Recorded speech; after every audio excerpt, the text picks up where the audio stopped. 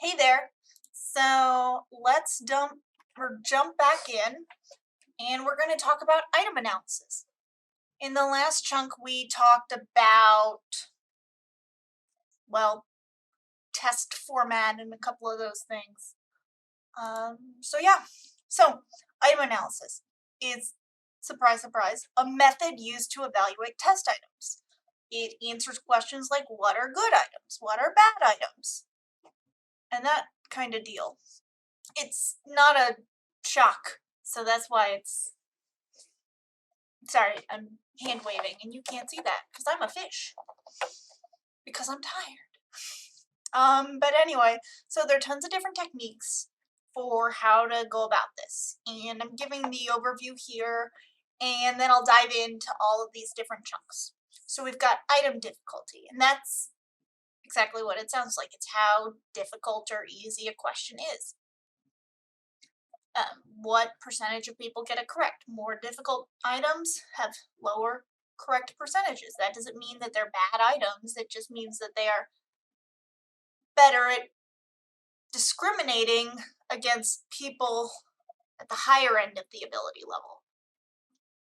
Essentially, we'll crawl deeply into what that means, including what the phrasing discrimination means in the context of item response theory and item analysis. It means the ability to distinguish between stuff. That's it. The ability to peel it apart. And we can do this with lots of different techniques. The ones I'm going to talk about here are extreme groups and item total correlations.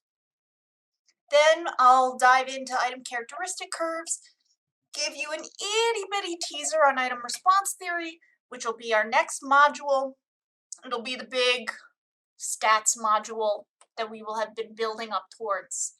And after that, it'll be smooth sailing in applications. I'll talk a little about criterion reference testing, not too much because we've already covered that, but that's the basic roadmap. So, item difficulty is, well, it's a really important piece because essentially it's the Okay, so the determination of the difficulty of items is essential to the development and evaluation of just all kinds of tests. It's a proportion. Typically, it's the measure of percentage that people endorse that item or get it correct. So if there's no correct response, like think the MMPI or any health checklist, then it's just endorsement rate. And it can also be thought of as the item's easiness because it's based on the number correct or endorsed.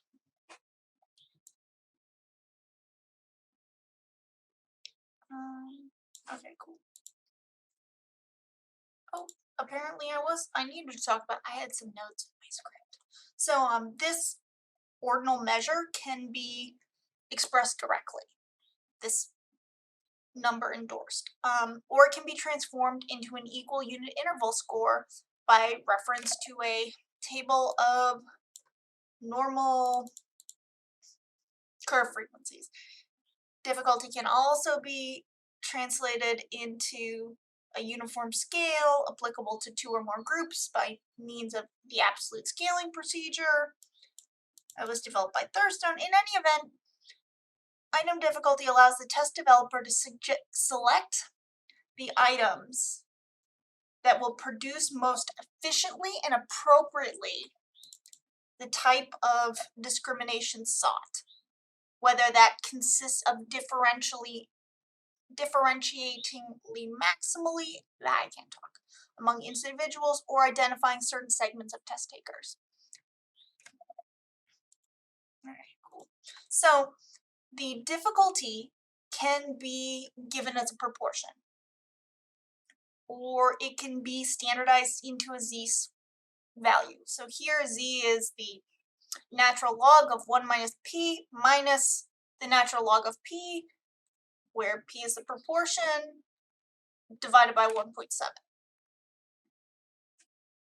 it's fairly straightforward. It's a great way if you want to do any statistical tests on it. So here is a worked example with a test item that has a difficulty of 0.84. So here we pop those numbers in. Natural log of 1 minus 0.84 is 0.16 minus the natural log of 0.82. Pop in those numbers as I've reproduced here. Because no one wants to see my handwriting, we can see that this has a z-score of -1. The typical range that we see is between -2 and +2. Outside that tends to raise a little eyebrows just because it's unusual. Alright, so here's some examples. So here we'll start with a difficult item and move our way up. So this item, only 35% of people got correct, and here's the prompt. If you are taking a criterion reference test in a social psychology course and you need to score 92 or higher to get an A, the criterion is A, social psychology, B, scoring 92, C, getting an A, or D, not enough information. As I've indicated already with a little asterisk, because I figured it easier just to like indicate the correct answer, it's A. It's not the cut point or the general goal, it's knowledge of social psychology. So here we can pop in those numbers. I encourage you to pause on the screen and kind of work through them. As we can see, we follow this very straightforward set procedure. Be good practice to do it in R. We get a z-value of 0.364. Alright, so here's a moderate item. The correlation between x and y is 0.54. X has a standard deviation of 1.2 and y has a standard deviation of 5.4. What is the regression coefficient where y is predicted by x? I will save you some time. Hopefully this is review from 311, 312, but the answer is 2.43. Essentially, what does a 1 unit increase in x translate to in terms of y? All right, here, also worked example, you'll notice that this z-value is really close to 0 here. That's because it's almost at that 50% mark. The z-value for a difficult item that is exactly 50% is a 0. As a way to kind of help anchor your intuition on this assessment. All right, so an easy item, what's the mean for this following data set? It's 5. Congratulations! The mode's also 5, and the median's also 5. Very convenient. It's nicely evenly distributed. Now when we pop in those numbers, we see that it's if we were to put this into a computer or do it by hand, we would discover that it is uncalculable. And frankly, that's because this proportion tells us nothing. It's just as useful as a question where no one gets it right. It doesn't tell us anything at all. So, optimum difficulty. It really depends on the testing goal. So, often,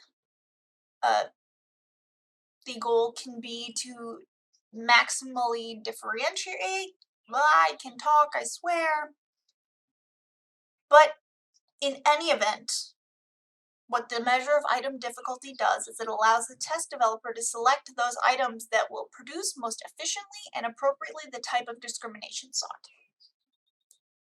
And that can be as simple as being most able to distinguish amongst folks to get an estimate of their theta as quickly and fast as possible, or it could be to target an area where you're really interested in that specific area. So I do a lot of work with military ability tests because they funded a lot of studies, and it is very clear that they are interested in being able to correctly distinguish between those people aiming to join the military that are above the congressionally mandated ability level versus below. Everything else is bonus, but there's a really fine or tight window of their ability to distinguish. I think the IQ cutoff is like either 8, I think it's 80, but don't hold me to that. And most achievement tests in the military are really aimed, at least screening tests, are really aimed at correctly distinguishing at that level. Because otherwise Congress will get mad at them, among other things. All right, so mathematically, the optimal point is halfway between chance and 100%. So if we were to do this, breaking it down with a 5-choice test, so there we have to find the midway point between 100% and our chance level. So we have to figure out what our chance level is. So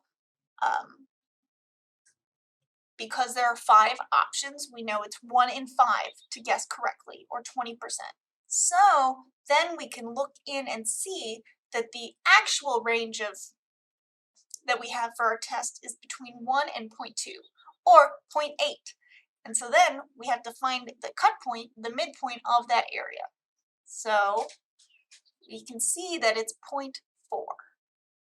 Then we want to add back in our 0.2, which was our base rate of guessing, and we can find that the optimal ability, or the optimal difficulty level for a 5-choice test is 0.6. Now alternatively, I find this a little easier. You just add chance plus 1 and divide by 2. So in our case, that would be 1.2 divided by 2. It's a little easier, but I recommend kind of going through the steps to kind of understanding what is happening. Now, in general, a good test is going to have difficulty values between 0.3 and 0.7. Above that range tends to result in very few people getting the question correct, so there's not a lot of benefit to distinguishing at that high level. Same at the low end. All right, so that is wrapping up our dive into item difficulty. We will come back to item difficulty when we get into the item response theory unit, but for now, this is a nice little intro. I will see you later.